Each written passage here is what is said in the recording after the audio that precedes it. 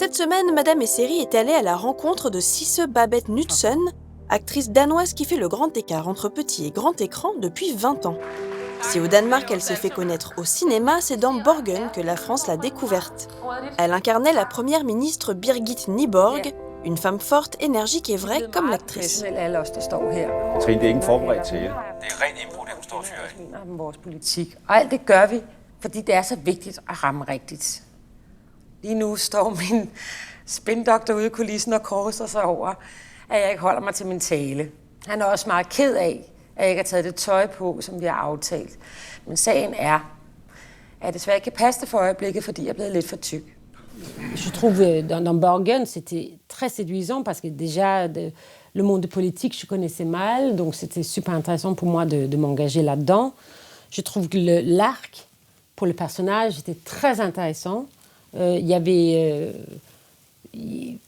des possibilités, beaucoup de recherche. Birgitte Begøje. Michael. Hold kæft, hvor har jeg tænkt på dig det sidste år. I lige måde, Michael. Det lyder da som starten på en romance, hva'? Kasper, godt at se dig. Har du lige 2 minutter? Det kan du tro. Après Borgen, je me suis dit, je vais aller où après ça?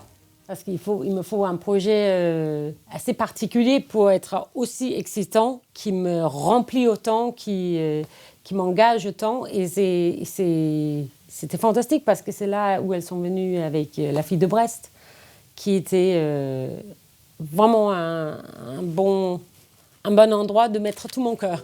Jackie Hénin. Jackie Hénin. H accent N-I-N. J-U-V-I-N. Jackie Michel. Eva Jolie. J-O-L. Oui, bonjour, c'est encore Irène Frachon, la pneumologue qui vous a fait parvenir mon livre sur le Mediator. Je suis désolée de vous bombarder avec tous ces messages, mais j'aimerais vraiment vous rencontrer. Dans La fille de Brest, Sisse Babett Knudsen incarne Irène Frachon, la pneumologue française qui a dénoncé le scandale du Mediator. Une femme pugnace qui a inspiré l'actrice. C'est une chance exceptionnelle, pas seulement que c'est un beau rôle. C'est un scandale d'État. C'est une histoire importante. Ça parle d'engagement d'un citoyen qui arrive vraiment à faire bouger des choses, qui est, comme histoire, c'est très rare. Celle qui a conquis le public français après être devenue l'actrice favorite des Danois s'est lancée à la conquête des Américains. Pour cela, elle passe directement par la grande porte, celle de HBO pour la télévision avec la plus grande production de la chaîne câblée Westworld, et celle de Ron Howard pour le cinéma, aux côtés de Tom Hanks dans Inferno. Mais comment choisit-elle ses rôles? Westworld, j'étais un peu comme un fan. J'étais actrice / fan, parce que je me suis trouvée dans un monde que je voyais développer avec des idées, avec des sujets super intéressants et avec des maîtres, des grands acteurs. Donc ça, j'étais un peu voyeur aussi sur ce projet-là. Ça peut aussi être de travailler avec quelqu'un.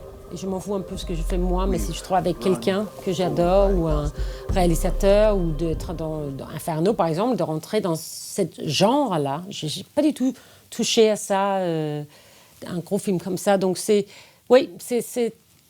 très différent ce qui m'excite. Et normalement, c'est quand je sors d'un projet, j'ai envie de faire l'inverse. En véritable caméléon, l'actrice navigue entre série et cinéma avec une aisance et un naturel déconcertant. Pour s'adapter au changement de format, elle a appris sur qui s'appuyer.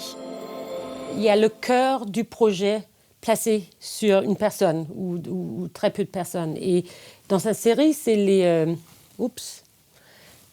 écrivains, c'est les showrunners. Donc sur Westworld, par exemple, c'était Jonathan Nolan et Lisa Joy.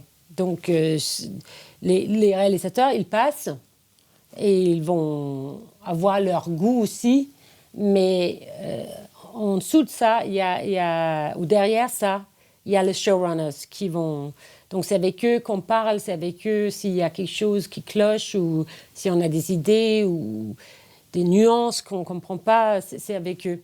Et c'est vrai que, mais tant que dans un film comme ceci, c'est Emmanuel Berco qui le premier, le deuxième, et le troisième, les quatrième personnes que je demande, parce que c'est vraiment son projet énormément. Non, mais il faut qu'il y ait ça quand même. Il faut qu'il y ait... Non. L'art combattant, mais non, On dit non. On dit non. Je dénonce. Je ne me peux pas différemment pour chaque chose, mais avec une série, on ne sait pas toujours, on a rarement tous les scénarios. Donc il faut aussi faire attention à ne pas préparer quelque chose qui risque de changer dans le scénario. Avec un scénario de cinéma où il y a quelque chose où on lit tout, je vais de là à là, je connais tout mon chemin, je connais le chemin des autres aussi. Là, je peux plus me préparer de où est-ce que je vais placer ça. J'ai cette chose-là, un petit gâteau, si je le mets là, peut-être c'est pas bien pour l'autre personne, donc je peux beaucoup plus dispose. Tant qu'avec une série où je connais le chemin, sûrement mon chemin à moi, mais je ne connais pas celle des autres. Je ne sais pas, qu'est-ce qui va se passer dans les scènes. Et donc là, je fais vraiment attention à seulement inventer ce dont j'ai besoin, mais d'être aussi ouvert à qu'on me donne des indications au fur et à mesure. Pour celles qui aiment observer, toutes les expériences sont bonnes à prendre. Et même quand elle est simple spectatrice, l'actrice continue à apprendre à jouer. Avec un film, on va manger tout le plat en même temps. Donc, on peut... A priori, les gens vont rester jusqu'à la fin. On espère ça. Donc, on peut commencer par leur donner quelque chose qu'ils n'ont pas attendu. J'adore ça quand je rentre dans le cinéma et je me dis... C'est quoi ça? Mon pulse, ça va comme ça, et ça, ce que je regarde, c'est da, da, da, ah là là. Mais il y a quelque chose qui est magique, qui arrive, que je rentre là, dans cette pulsation, dans cette dynamique. Je trouve ça c'est différent avec la télévision, parce que si on n'aime pas, on fait ça. Donc il faut être servi dès les premières minutes de ce qu'on va avoir.